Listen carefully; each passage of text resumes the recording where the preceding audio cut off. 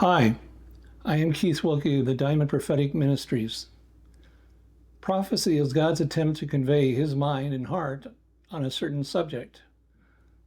The context of this message is Exodus 23, "You shall have no other gods before me," and verse 5, "You shall not worship them nor serve them, for the Lord your God is a jealous God." Liberty is an ideal that is venerated and revered in most Western cultures. In America, we have Memorial Day and the 4th of July to salute the sacrifices made by people who fought and died to preserve the liberties of our way of life. So what defines an idol? In the Old Testament, it was a graven image that people would use in the worship of a particular god. There were many gods, one for each aspect of life and even death. The idols were prayed to and sacrifices given so that the rain would come and crops would prosper. An idol represents an entity or some kind of concept that we hold above the commonplace. The gods of long ago required worship and sacrifices to appease them. When these gods were not happy, famine, pestilence, and war were signs of their displeasure. The followers of the Canaanite god Baal would feed their babies into the furnaces to appease him. Today we worship the idea of liberty because we are convinced that it makes our lives dramatically better.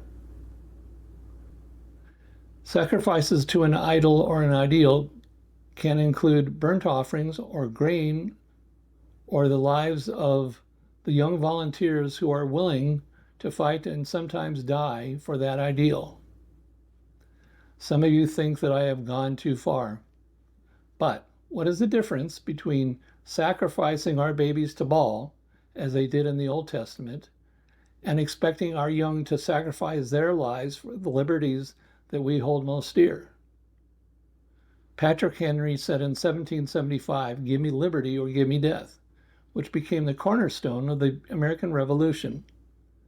Patrick thought that liberty was worth gaining even to the point of death. He also believed that it was better to die than to live in slavery. Did anyone ask him if this ideal was consistent with the teachings of Jesus? No one wants to be a slave, but to enter into an armed struggle that results in the deaths of countless humans on both sides is not consistent with the message of Jesus. Now, some people will bring up the Old Testament battles between Israelites and the Canaanites. If you read carefully, you will see that God had judged the Canaanites for sacrificing their children to Baal. How do you think that God the Father will judge our nation for sacrificing our children for the altar of liberty?